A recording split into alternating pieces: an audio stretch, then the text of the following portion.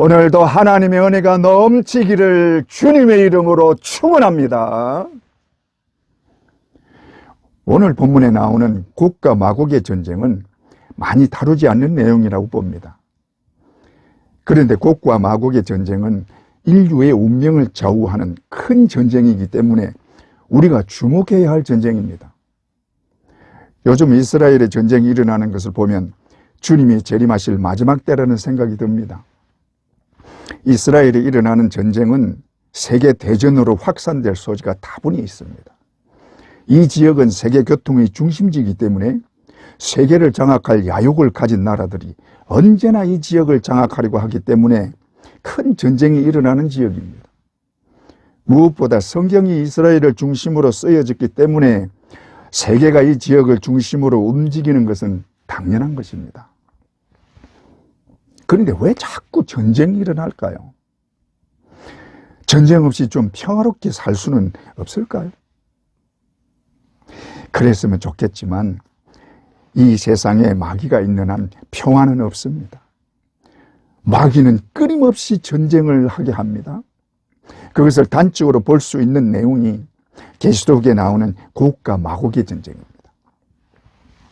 계시록에 나오는 곡과 마곡의 전쟁은 천년왕국이 끝날 때 일어나는데 천년 동안 무저갱에 갇혀있던 마귀를 잠깐 동안 풀어줍니다. 그런데 마귀가 풀려나자마자 천년왕국 백성들을 미혹하여 거룩한 백성들과 전쟁을 하는 것이 곡과 마곡의 전쟁입니다.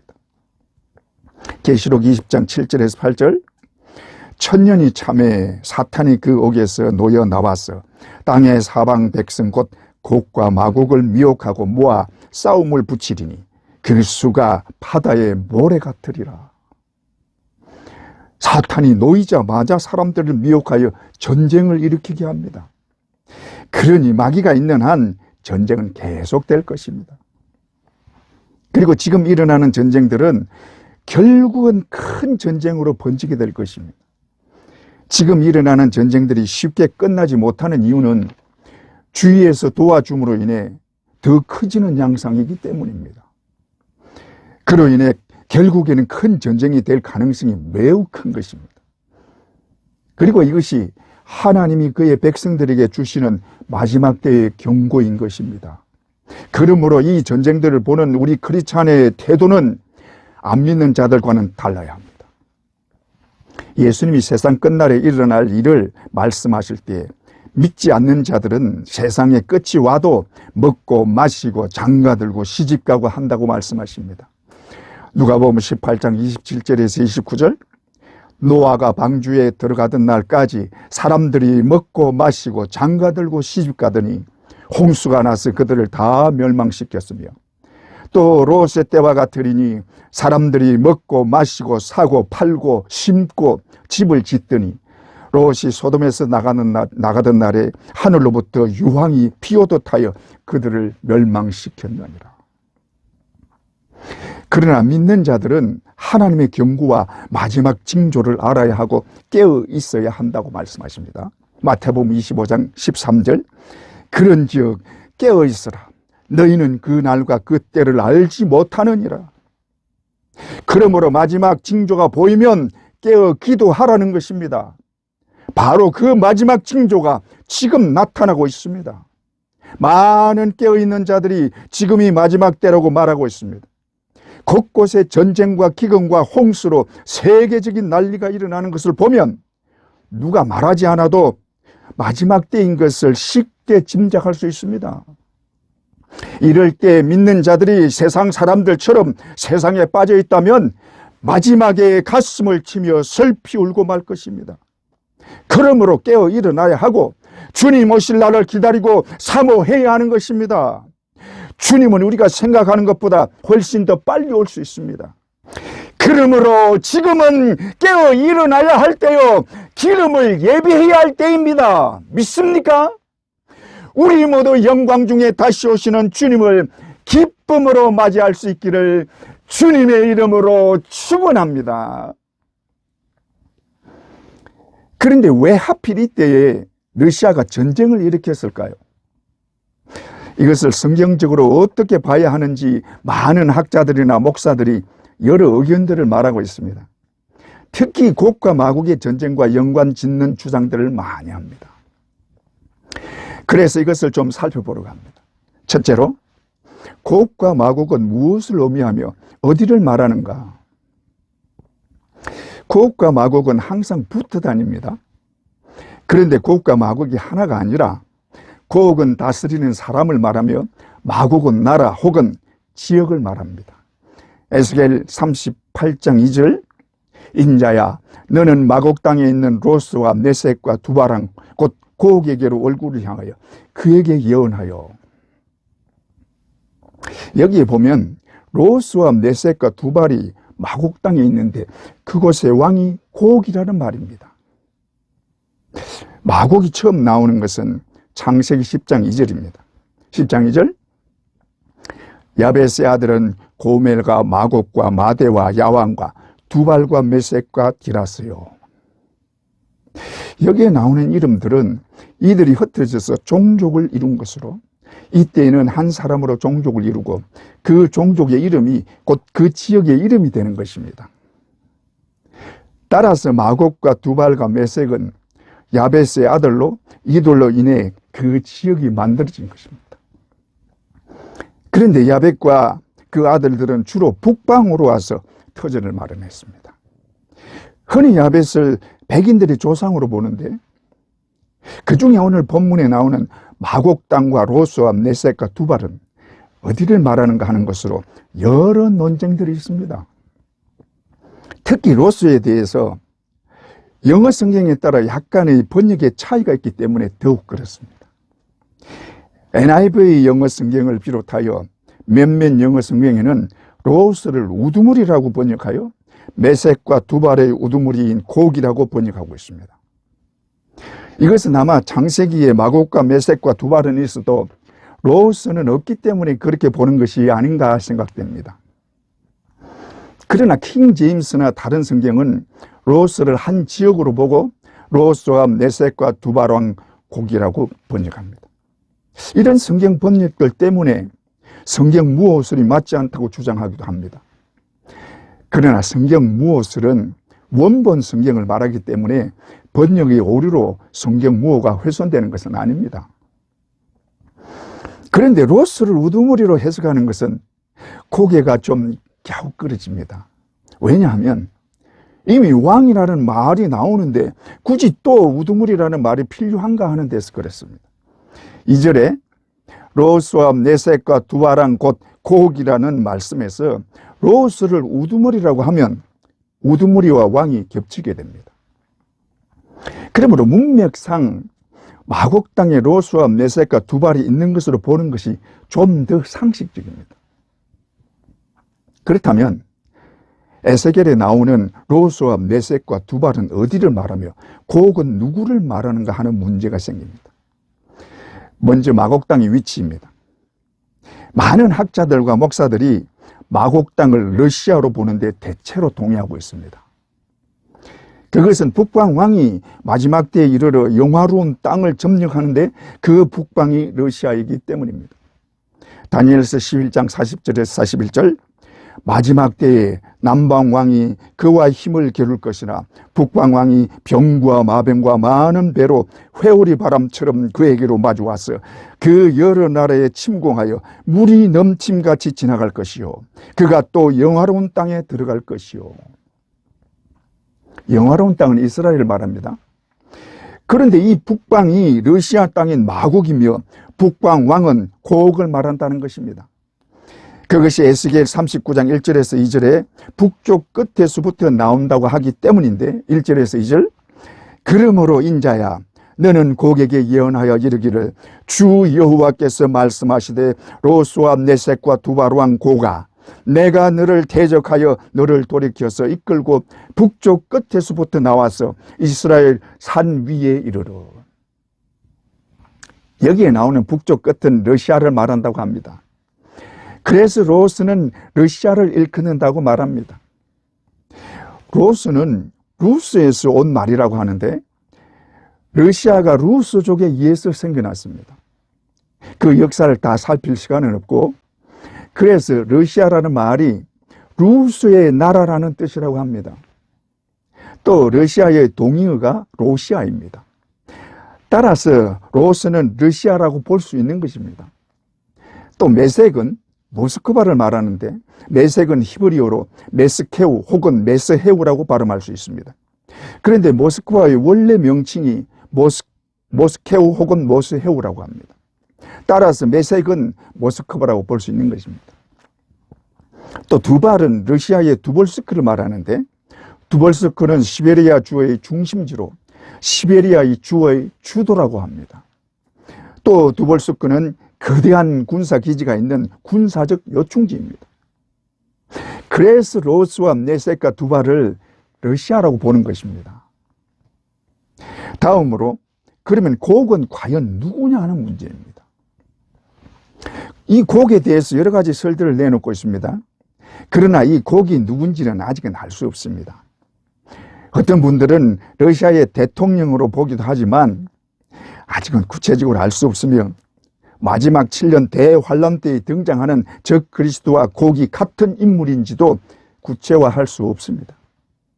왜냐하면 계시록에 나오는 적 그리스도는 전 세계를 장악하고 모든 왕들을 모아 재림하시는 주님과 전쟁을 하다가 주님과 그 군대에 사로잡혀 유황불못에 떨어지는데 에스겔에는 그런 모습이 없기 때문입니다.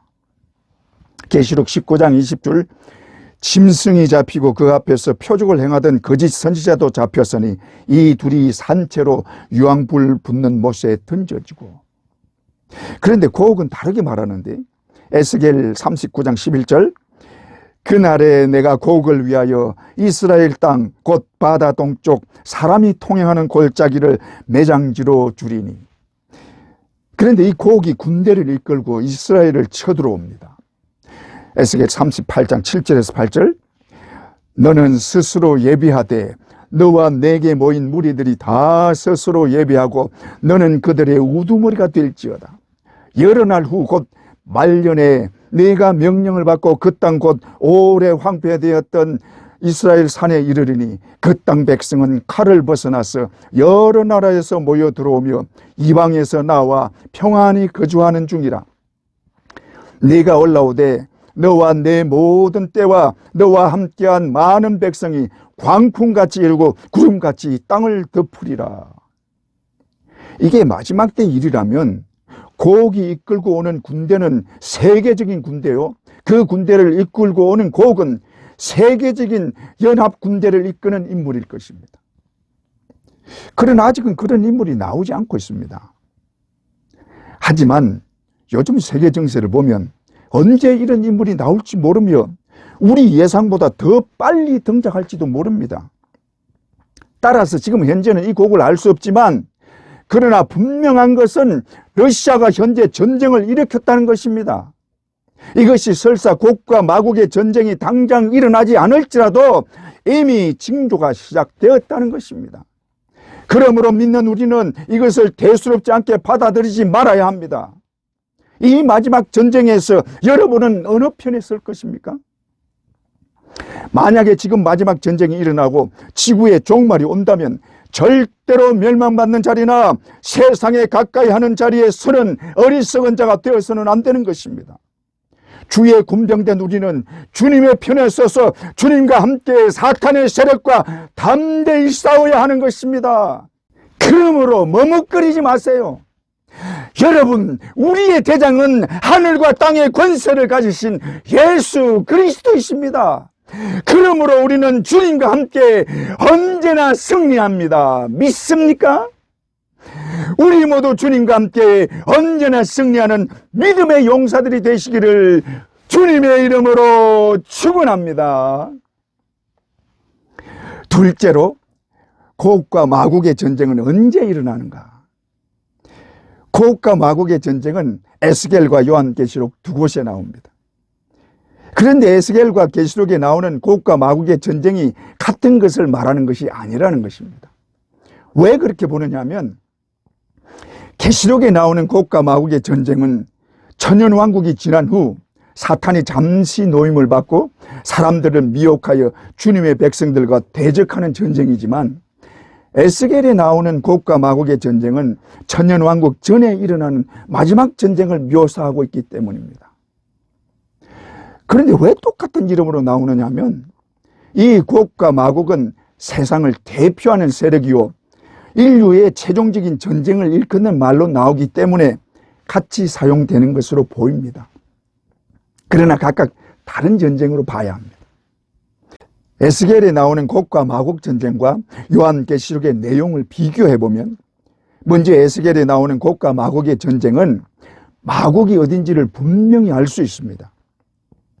앞에서도 보았듯이 마곡은 지명을 말하는데 그 마곡 땅에 로스와 네색과 두발이 있습니다.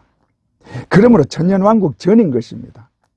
왜냐하면 천년왕국이 오면 이 세상이 지금 그대로 있는 게 아니라 많은 변화가 일어납니다.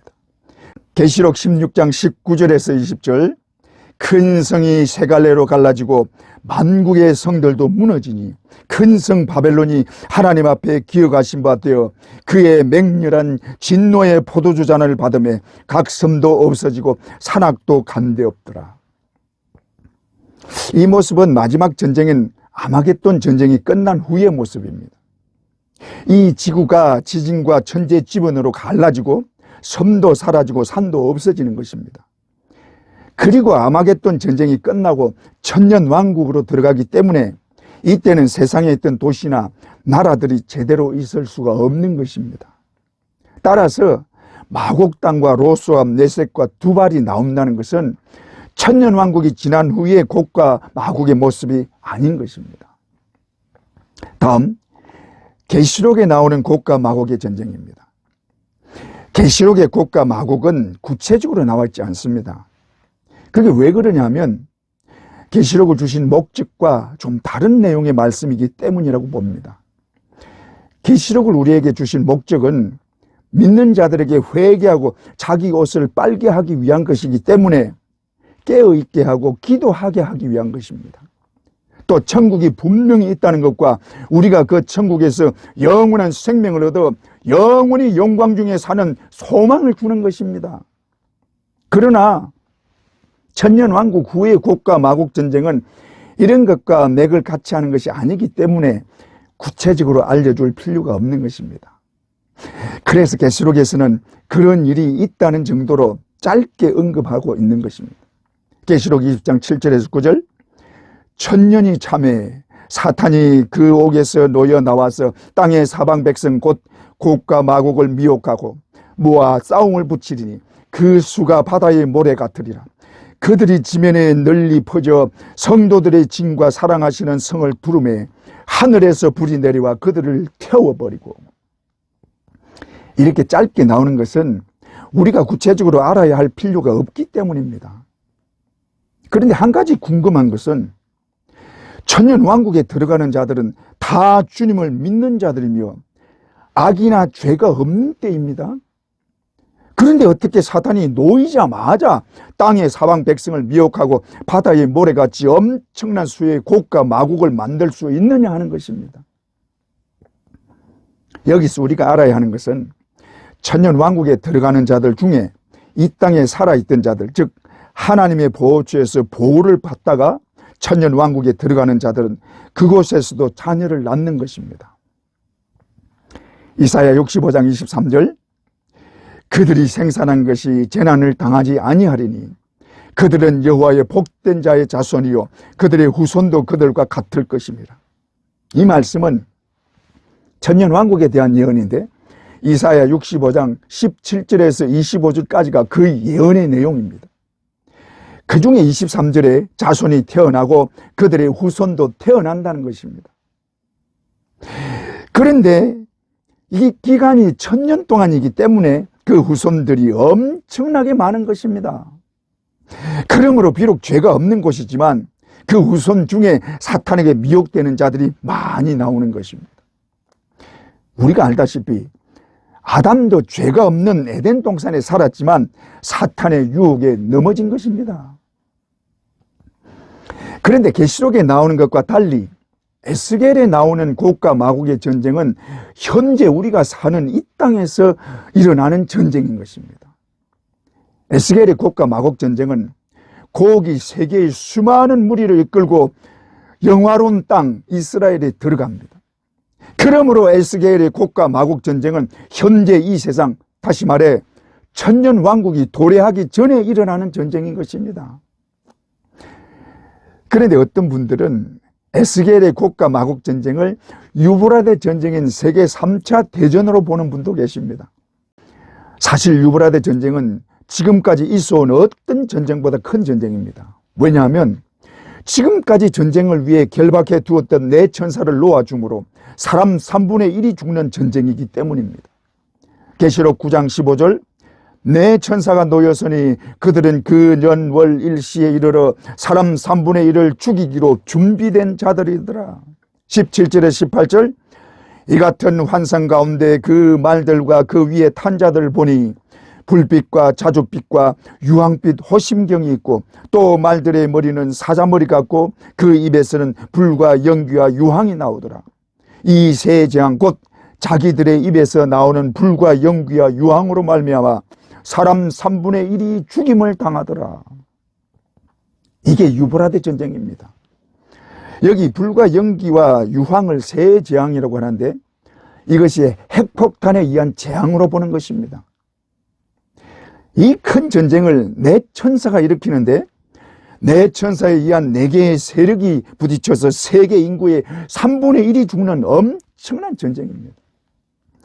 지금 우리가 보고 있는 전쟁도 그 참혹함이 이루 말할 수 없이 비참합니다. 비록 구호품이나 먹을 것이 온다고 해도 턱없이 부족해서 굶주리는 사람들과 특히 굶주리는 어린아이들이 얼마나 많은지 모릅니다.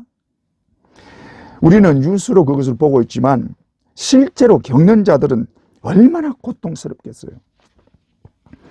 그러니 세계 3차 대전인 유브라데 전쟁은 어떻겠습니까? 차마 눈 뜨고 볼 수 없는 참혹한 전쟁인 것입니다. 그러나 이 유브라데 전쟁인 세계 3차 대전은 우리 믿는 자들은 겪지 않는 전쟁입니다. 이 전쟁 때는 이 땅에 있는 믿는 자들은 하나님이 예비하신 보호처로 가서 보호를 받게 됩니다. 계시록 12장 6절, 그 여자가 광야로 도망하며 거기서 1260일 동안 그를 양육하기 위하여 하나님께서 예비하신 곳이 있더라. 전에 말씀드렸듯이 여기 여자는 진리에 속한 교회를 말합니다. 따라서 여자는 교회, 즉 살아있는 성도들인데 이들이 1260일 동안 보호를 받는데 이 1260일은 후 3년 반입니다. 그러므로 믿는 자들은 후 3년 반 동안 하나님의 보호를 받기 때문에 후 3년 반에 일어나는 전쟁이나 적 그리스도의 다스림에 어떤 피해도 입지 않는 것입니다. 따라서 후 3년 반에 일어나는 유브라데 전쟁은 겪지 않게 되는 것입니다. 여기서도 보면 하나님이 그의 자녀들을 얼마나 철저히 지키시는지 보여주고 계십니다. 세계 인구의 3분의 1이 죽는 엄청난 전쟁에서 하나님은 그의 백성들을 이 전쟁에 버려두지 않고 세상 사람들과 구별하여 보호해 주시는 것입니다. 이때 가면 우리가 하나님의 자녀인 것이 얼마나 큰 복인지 알게 될 것입니다. 하나님은 그의 자녀인 우리를 세상 사람들과 철저하게 구별하시고 이 무서운 전쟁을 겪지 않도록 보호해 주시는 것입니다. 비록 지금은 우리가 이 세상에 같이 살고 있지만 결정적일 때는 반드시 그의 자녀들을 구분하시고 철저하게 지켜주십니다. 믿습니까? 이 좋으신 하나님 아버지를 진실로 믿고 온전히 의지하시기를 주님의 이름으로 축원합니다. 그런데 에스겔에 나오는 곡과 마곡의 전쟁은 세계 3차 대전이 아닙니다. 왜냐하면 유브라데 전쟁은 네 천사에 의해서 일어나는 전쟁으로 네 바람인 4대 열강들이 서로 싸우는 전쟁이기 때문에 하나님의 전쟁이 아닙니다. 다시 말해 하나님이 직접 싸우시는 전쟁이 아니라 세상의 열강들끼리 싸우는 전쟁입니다. 그러나 에스겔의 곡과 마곡의 전쟁은 하나님이 심판하시고 직접 개입하시는 전쟁입니다. 에스겔 38장 22절, 내가 또 전염병과 피로 그를 심판하며 쏟아지는 폭우와 우박등이와 불과 유황으로 그와 그 모든 무리와 그와 함께 있는 많은 백성에게 비를 내리듯 하리라. 그러므로 에스겔에 나오는 곡과 마곡의 전쟁은 유브라데 전쟁과는 다른 인류 마지막 심판의 전쟁이라고 봐야 하는 것입니다. 여러분, 이 마지막 전쟁을 위한 7년 대환란이 곧 시작될 것입니다. 그리고 그 징조가 이미 시작되었습니다. 마태복음 24장 7절에서 8절, 민족이 민족을, 나라가 나라를 대적하여 일어나겠고 곳곳에 기근과 지진이 있으리니 이 모든 것은 재난의 시작이니라. 지금 세계 모든 나라들이 으르렁거리고 있습니다. 여차하면 전쟁을 하겠다고 무기를 사들이고 있고 또 그것을 방어하겠다고 또 무기를 사들이고 있습니다. 그래서 지금 세계는 한시도 긴장을 늦출 수가 없습니다. 그리고 지금 계속되는 전쟁은 또 다른 전쟁을 얼마든지 이야기할 수 있습니다. 그동안 중립을 유지하던 국가들도 더 이상 중립하지 않고 무기를 사들이고 전쟁 준비를 하고 있습니다. 그런데도 이런 마지막 때를 깨닫지 못하고 잠자고 있거나 깨닫고도 깨어 일어나지 않는다면 가슴을 치고 후회하는 일밖에 없는 것입니다. 그러므로 이때에 깨어 일어나 하나님 앞으로 더 가까이 나와야 하고 회개하고 예수의 보혈로 씻고 옷을 빠는 신앙생활과 기도 생활이 되어야 하는 것입니다. 여러분, 우리는 하나님의 보호 아래 있을 때 어떤 것도 겁낼 것 없습니다. 세상에 난리가 나고 온 세상이 전쟁 가운데 있고 그래서 마지막이 와도 하나님이 우리를 지켜주시기 때문에 우리는 안전합니다. 믿습니까? 그러므로 아무 염려하지 말고 하나님만 의지하세요. 우리 모두 하나님의 은혜와 보호 아래 언제나 거하게 되시기를 주님의 이름으로 축원합니다.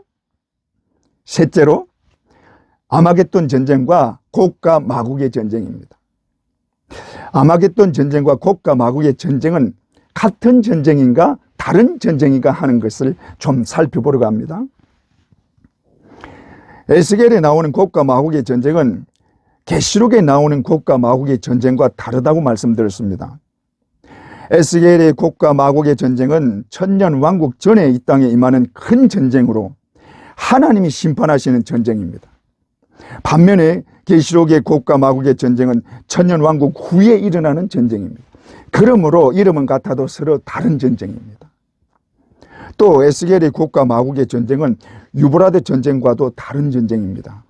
그 이유는 앞에서 이미 밝혔습니다.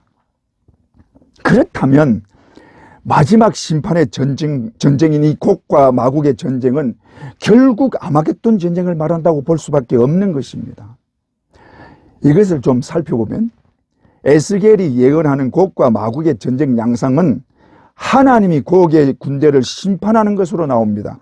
에스겔 38장 19절에서 22절, 내가 질투와 맹렬한 노여움으로 말하였거니와 그날에 큰 지진이 이스라엘 땅에 일어나서 지면에 있는 모든 사람이 내 앞에서 떨 것이며 모든 산이 무너지며 절벽이 떨어지며 모든 성벽이 땅에 무너지리라. 주 여호와의 말씀이니라.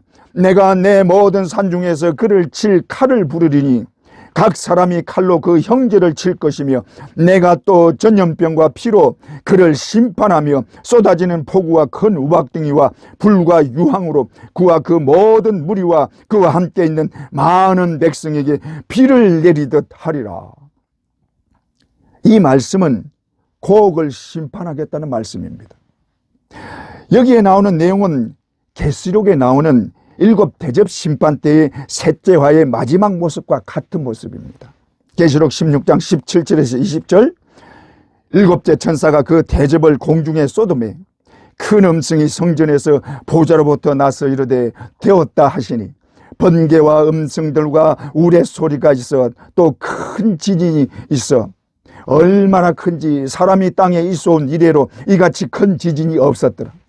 큰 성이 세 갈래로 갈라지고 만국의 성들도 무너지니 큰 성 바벨론이 하나님 앞에 기어가신 바 되어 그의 맹렬한 진노의 포도주잔을 받음에 각 섬도 없어지고 산악도 간데 없더라.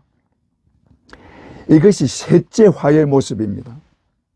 그리고 이때 예수님이 재림하시고 적그리스도와 거짓 선지자를 잡아 산채로 유황불 못에 던져놓고 아마겟돈 전쟁을 끝낸 후에 1000년 동안 왕노릇하게 되는 것입니다.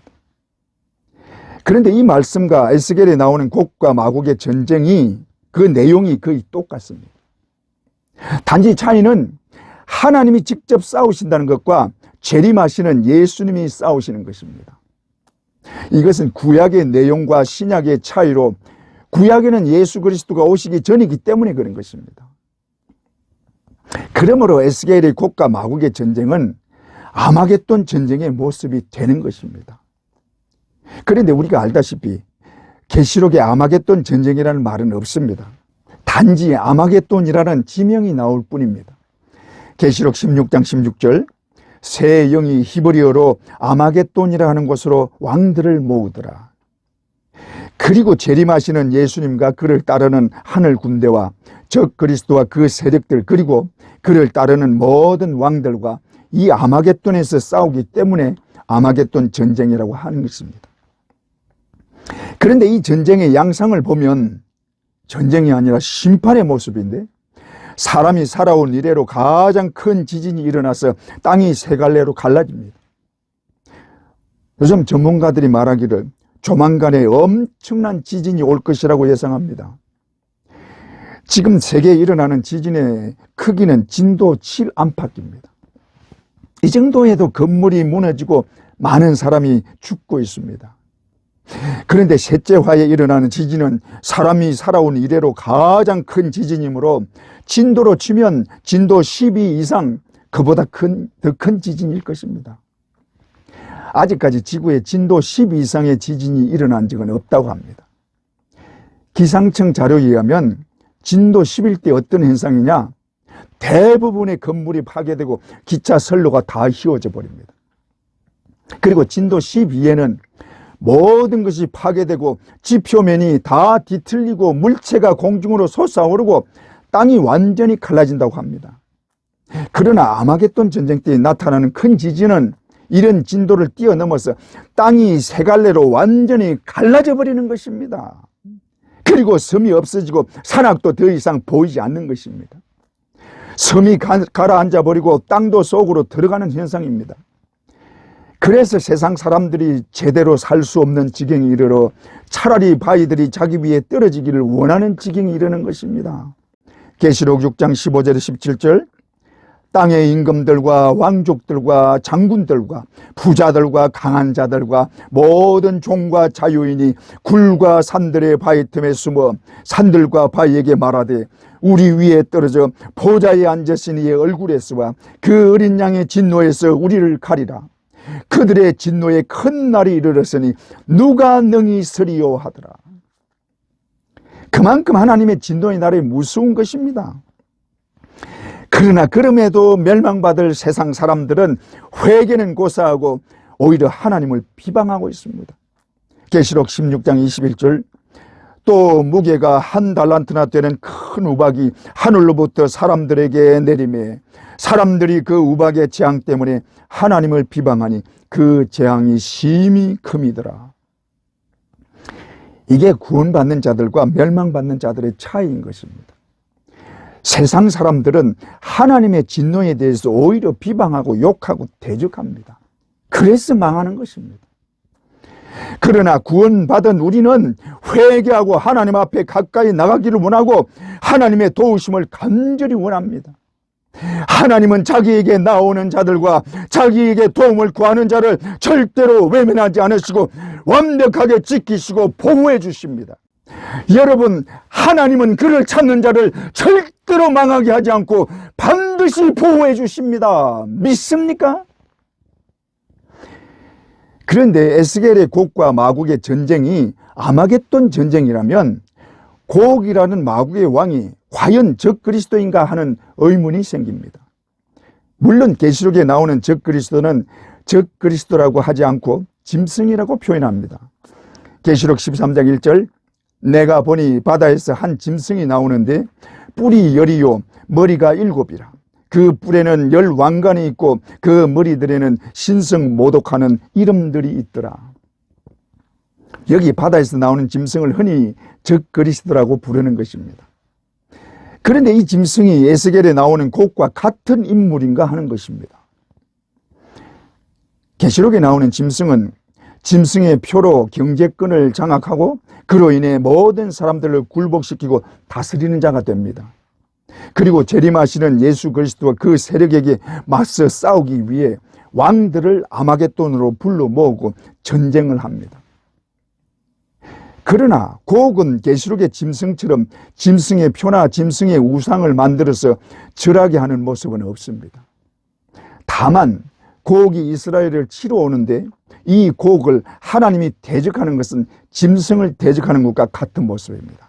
계시록 38장 18절 그날에 곡이 이스라엘 땅을 치러 오면 내 노여움이 내 얼굴에 나타나리라. 주 여호와의 말이니라. 그런데 이 곡에 대해서 계시록처럼 구체적으로 말씀하지 않은 것은 구약이기 때문에 예수님이 이 땅에 오시기 전이므로 예수님의 재림에 대해서나 적그리스도를 언급할 수 없기 때문입니다. 따라서 곡에 대해서 구체적으로 알 수는 없지만 계시록에 나오는 짐승인 적그리스도라고 추측할 수 있는 것입니다. 그런데 이 곡을 현대의 어떤 인물에서 찾으려고 하는 분들이 있습니다. 마치 계시록에 나오는 적그리스도를 교황이라든지 안티오쿠스 4세 에피파네스라고 하는 것처럼 곡이라는 인물을 구체적으로 언급해서 푸틴이라고 하기도 합니다. 그러나 그렇게 하면 말씀을 제대로 볼 수가 없습니다. 에스겔에 나오는 곡은 마지막 때에 하나님의 백성을 대적하는 자입니다. 이때 하나님의 백성은 재림하시는 예수 그리스도의 편에 서 있는 자들입니다. 따라서 곡은 마지막 전쟁에서 하나님의 백성들을 대적하고 재림하시는 예수 그리스도를 대적하다가 예수 그리스도와 그를 따르는 하늘 군대에 의해서 멸망당하는 자인 것입니다. 그러므로 아직은 곡에 대해서 구체적으로 알 수 없고 구체적으로 말할 수도 없는 것입니다. 단지 우리가 알아야 하는 것은 지금 우리는 마지막 때에 살고 있으며 곧 이런 인물이 나타날 수 있기 때문에 주의를 기울여야 하고 이런 인물에 절대로 현혹되지 말아야 한다는 것입니다. 왜냐? 이 인물이나 거짓 선지자들은 광명의 천사처럼 나타날 수 있기 때문입니다. 마지막 때에 많은 신자들이 넘어지는 이유는 거짓을 참이라고 쏟기 때문입니다. 그러므로 속지 않도록 말씀에 바로 서야 하고 깨어 기도해야 하는 것입니다. 지금도 많은 거짓 복음이 판을 치고 있습니다. 이 거짓 복음을 구별하기 위해서는 진리를 붙잡아야 하는 것입니다. 여러분, 우리에게 진리는 예수 그리스도밖에 없습니다. 믿습니까? 그러므로 예수 그리스도의 이름을 굳게 잡아야 하고 십자가를 자랑해야 하는 것입니다. 따라서 예수 그리스도의 이름을 높이지 않거나 내 죄를 사하시고 나를 살리신 주님의 십자가를 자랑하지 않는 자는 다 가짜인 것입니다. 믿습니까? 그러므로 속지 마세요. 하나님은 인류 마지막에 일어날 일들과 인류 마지막 전쟁까지도 구약 선지자들을 통해서 이미 알려주셨고 신약에 와서 예수님과 계시록을 통해 그것을 확실하게 말씀하셨습니다. 그러므로 이 말씀은 절대로 변할 수 없고 반드시 이루어질 말씀인 것입니다. 그러므로 우리는 이 말씀을 확실히 믿어야 하고 이 때를 기다리고 바라보아야 하는 것입니다. 여러분, 우리 주님이 재림하실 때가 곧 가까이 옵니다. 주님이 재림하셔서 모든 악의 세력인 적그리스도와 거짓 선지자를 붉은 못에 던지고 마귀를 무저갱에 던져놓은 후에 이 땅에 주님이 다스리는 그 나라가 서게 되는 것입니다. 여러분, 그 날은 곧 옵니다. 우리 주님 곧 오신다고 약속하셨습니다. 그러므로 우리는 주님 속기 오시라고 소리 높여 외쳐야 하는 것입니다. 아멘. 주 예수여 속기 오시옵소서. 할렐루야. 우리 모두 주님의 재림을 사모하고 주님 맞이하는 복된 자들 되시기를 주님의 이름으로 축원합니다.